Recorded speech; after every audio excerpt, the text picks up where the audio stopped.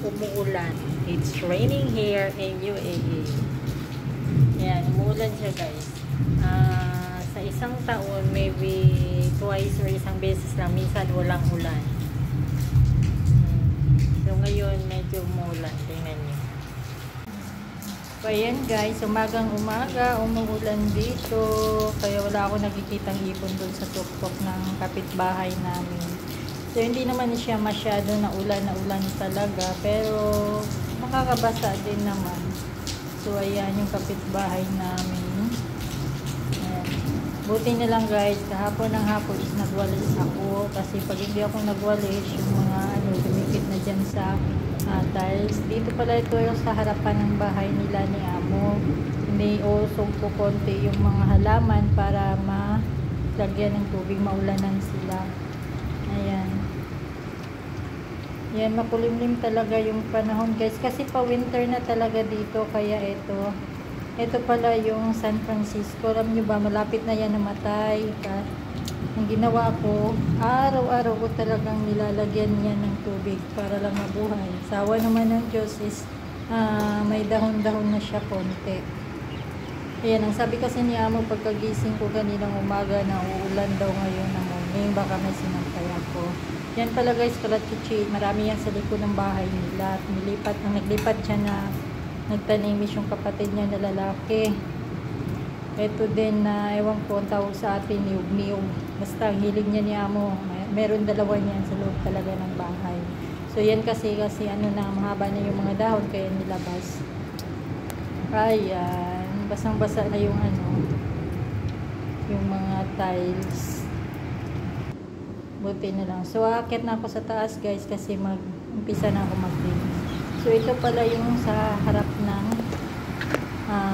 kwarto niyang alaga ko na lalaki sa balkonahin niya. Nakaharap ito sa kalsada. Ayan, lakas ng ulan guys.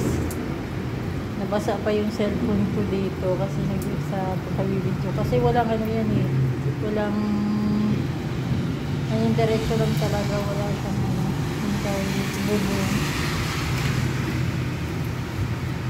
Kaya ayan, tingnan nyo, ang ganda tingnan nyo lang katao-tao, pero ang ganda tingnan yung kalsada kasi nga umulan. Ayan, tapos kumikidlat, walang tao dito, kulang mag-isa, lumaya sila lahat. May pasok pala yung dalawang bata, at saka yung isang bata pumunta ng hospital kasi may sakit. So ito pala guys, walang ilaw, ang dilim-dilim habang nagtatrabaho ako. So sabi ko, mano-mano na ito. Yan, dilim-dilim dito sa taas. Sa baba naman, may ilaw, pero dito lang yung connection lang siguro dito sa taas, wala. Kaya pag nagwawalis, mano-mano na lang talaga dahil hindi ko talaga makita yung mga alikabok. So, tinawag ko na kay Amo na walang electric dito sa taas. Hindi pa nagre-reply. Yung mga outlet naman meron, pero yung walang yan. Walang ilaw, kaya ang didilim-dilim.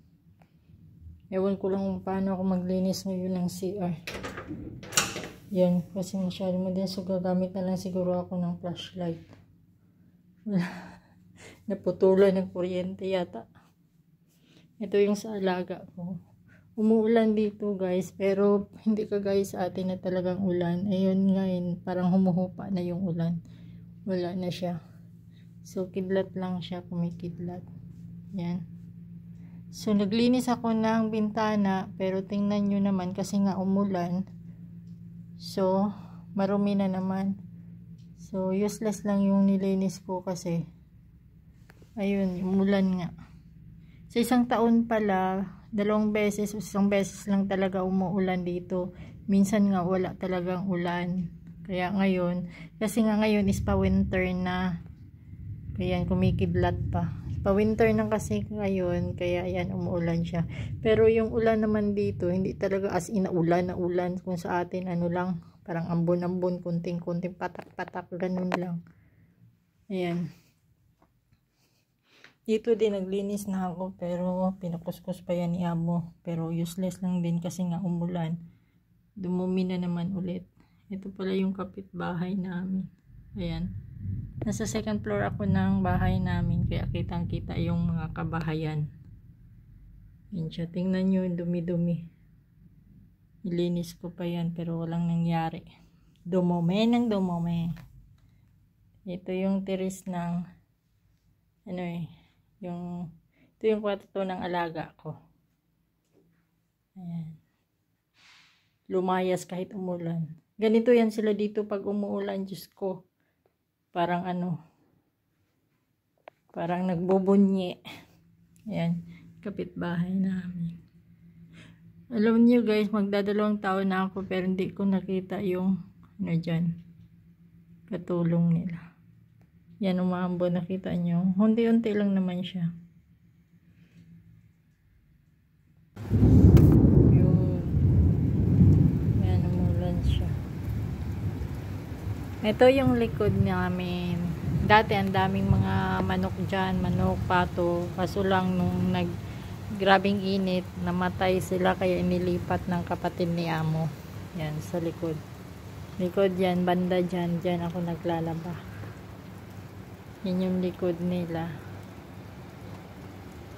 Ayan, umuulan siya. Pero hindi naman talaga na as in just yung malunggay. Yung akala ko nga yung malunggay na yan is mamamatay na eh. Kaso ngayong palamig na parang dumami yung mga dahon-dahon niya. So may saya na naman ako kasi may magulay na naman. Charot. Parang akin hindi naman. At saka yan pala guys, yan yung puno ng sampalok. Puno yan ng sampalok. Tsaka dito, dyan yung mga manok at saka pato. Pero ngayon wala na. Kasi nung tig-init, nilipat ng kapatid ni Amo. So ayan yung likod niya. Hello neighbors. Yan. Yun guys, thank you for watching. Bye bye.